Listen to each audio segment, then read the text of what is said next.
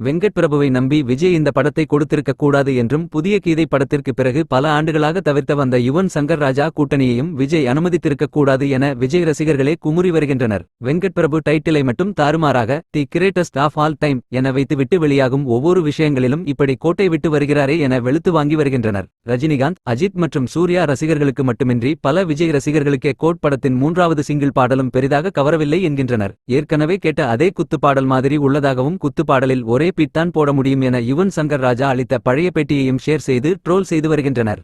பாடலை ரசிக்க முடியாமல் போக மிக முக்கியமான காரணமே விஜயின் ஏஜிங் தான் என்கின்றனர். ரொம்பவே செயற்கைத்தனமாக கார்ட்டூன் பொம்மை போலவே உள்ளதாகவும் வெங்கட் பிரபு கதையில் விஜயை குளோனிங் அல்லது ரோபோவாக காட்டினால் மட்டுமே ரசிகர்கள் இந்த லுக்குடன் ஒன்றிணைவார்கள் என்றும் மகன் விஜயாகவே காட்டினால் கதை கந்தலாகி விடும் என்றும் கூறுகின்றனர். விஜய் வெறியர்களான எங்களுக்கே இந்த பாடல் பிடிக்கவில்லை என்றும் சொம்பெல்லாம் அடிக்க முடியாது. விஜய் மற்றும் யுவன் சங்கர் ராஜா காம்போ செட்டாகல, அதுதான் உண்மை என்றும் தளபதி ரசிகர்கள் தலையில் அடித்துக் கொள்கின்றனர். இப்படியொரு முட்டுக் கொடுக்காத ரசிகர்களை பார்க்கவே வியப்பாக இருப்பதாக நெட்டிசன்கள் விஜய் ரசிகர்களை பாராட்டி வருகின்றனர்.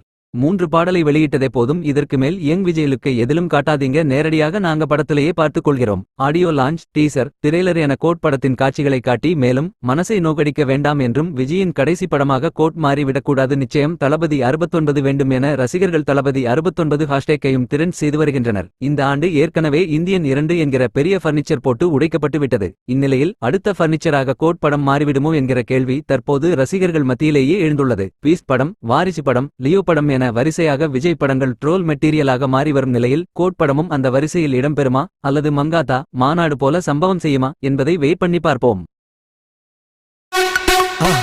மறக்காம சர்ப்ரைஸ் பண்ணுங்க. Thank you.